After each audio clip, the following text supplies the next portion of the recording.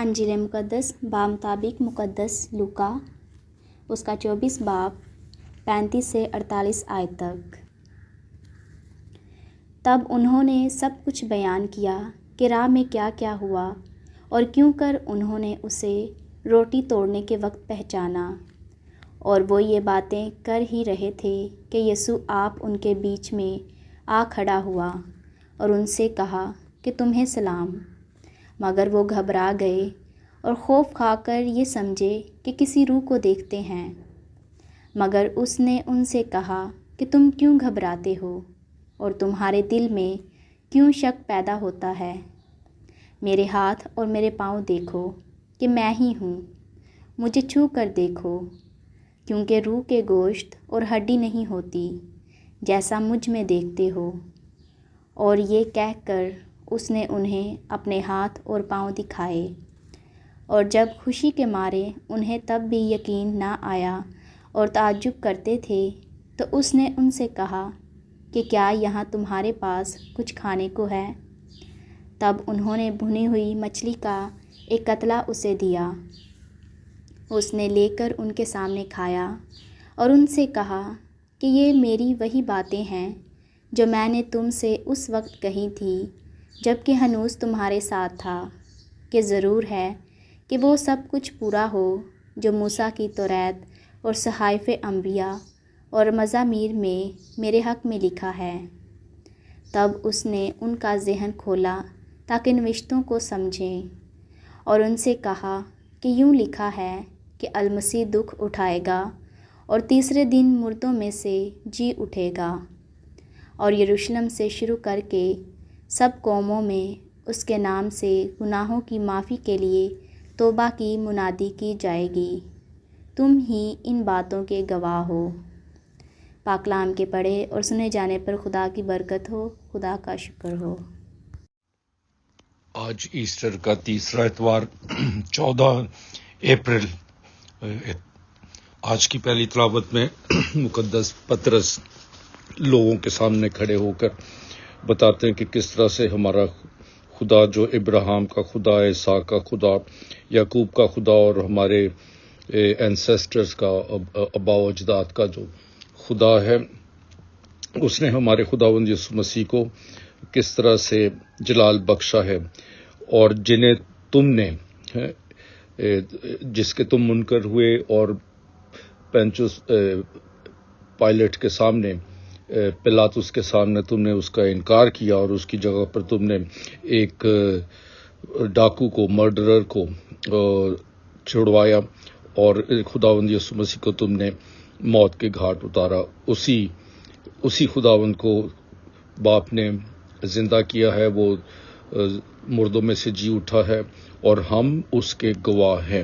اس لیے میرے بھائیوں، جو کچھ تم نے کیا وہ تو تم نے اپنی جہالت کی وجہ سے کیا، کیونکہ تمہارے جو لیڈر ہیں انہوں نے بھی ایسا ہی کیا، لیکن خدا نے وہ سارے انبیاء کرام جنہوں نے اس بات کی گواہی دی تھی کہ خداوند اپنے مسیح کو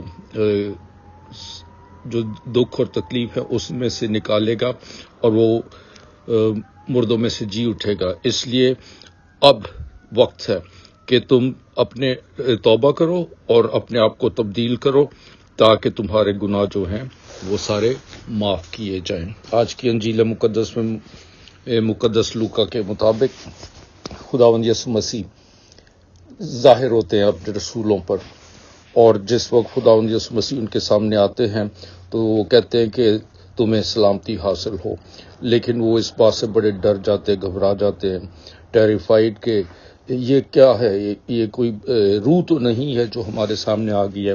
تب خداوند یسوع مسیح کہتے ہیں کہ گھبراؤ مت، میری طرف دیکھو، میرے ہاتھوں اور میرے پاؤں کی میخوں کو دیکھو، میں وہی ہوں جسے صلیب پر چڑھایا گیا تھا، اور اب میں جی اٹھا ہوں، میں روح نہیں ہوں بلکہ میں بدن سمیت تمہاری طرح ہوں۔ اور اپنے ہاتھوں کو دکھانا، پاؤں کو دکھانا، زخموں کو دکھایا، اور اس کے بعد پھر خداوند یسوع مسیح کہتے ہیں کہ تمہارے پاس کچھ کھانا ہے، اور رسول انہیں بیکڈ فش دیتے ہیں، اور وہ اسے خداوند یسوع مسیح ان کے سامنے کہتے ہیں. دین اس کے بعد خداوند یسوع مسیح بتاتے ہیں کہ کس طرح سے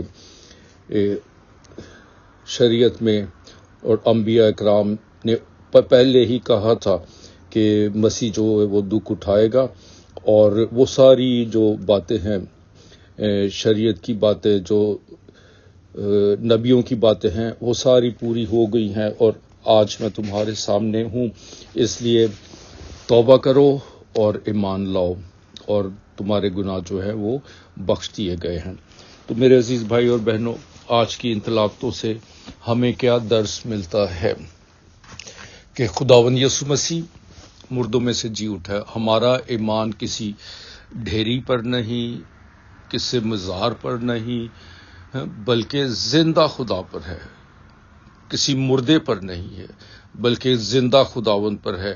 اور یہ وہی خداوند ہے جس کے بارے میں بہت سارے انبیاء کرام نے بتایا تھا.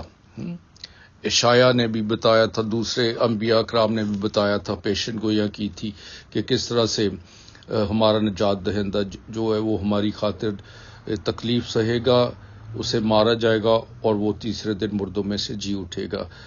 یہ ساری جتنی بھی نبوتیں ہیں وہ پوری ہوئی ہیں، اور اب ہمارا خداوند یسوع مسیح زندہ ہمارے ساتھ ہے. اور خداوند یسوع مسیح کے مردوں میں سے جی اٹھنے سے اس نے گناہ اور موت دونوں پر فتح پائی ہے. اور آپ اور میں، ہم ایسٹر کے مسیحی ہیں، یعنی زندہ خداوند یسوع مسیح پر ایمان لانے والے لوگ ہیں.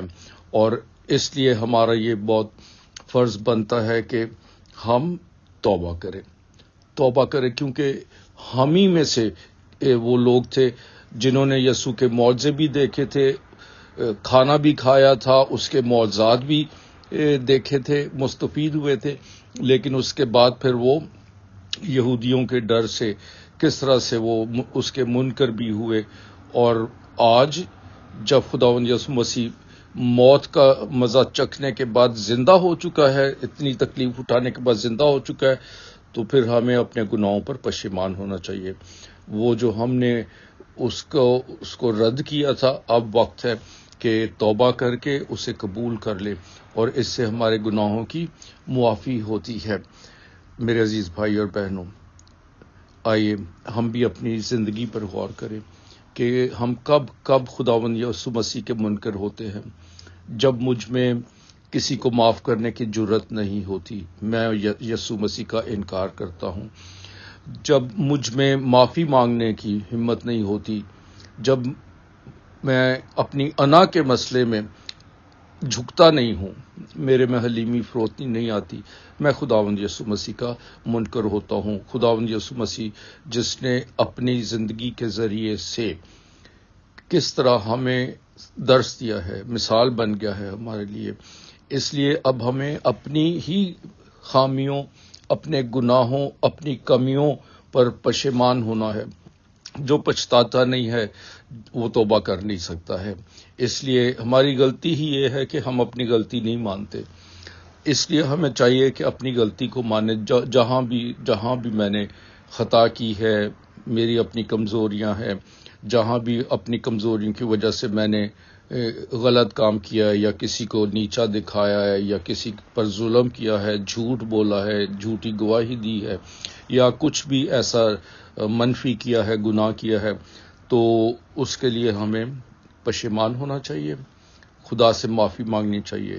اور وہ جو ہمارے لیے مردوں میں سے زندہ ہوا ہے، وہ ہمیں بھی جلال عطا فرمائے گا، کیونکہ وہ آیا ہی اس لیے تھا تاکہ وہ ہمارے گناہوں کی معافی کرے. اور اس لیے کفارہ کرنا یا معافی مانگنا یہ ہم مسیحوں کے لیے کتنا ضروری ہے، اور ہم اسے قبول کرتے ہیں. اور جو کوئی اس پر ایمان لاتا ہے وہ کبھی ہلاک نہیں ہوگا بلکہ ہمیشہ کی زندگی پائے گا. تو آئیے ایسٹر کے ان دنوں میں ہم اپنے خداوند یسوع مسیح کی گواہی دیں، اپنے کاموں سے، اپنے خیالات سے، اپنی باتوں سے. اور وہ جو اب فاتح ہے، ہم بھی فاتح ہو سکتے ہیں اگر ہم بھی اسی کی طرح اس کے نقش قدم پر چلتے ہوئے گناہ اور اپنی خامیوں کمزوریوں سے توبہ کر لیں۔ خداوند آپ سب کو ایسا ہی کرنے کی توفیق عطا فرمائے اور آپ کو ایسٹر کی بہت ساری خوشیاں مبارک ہو، آمین۔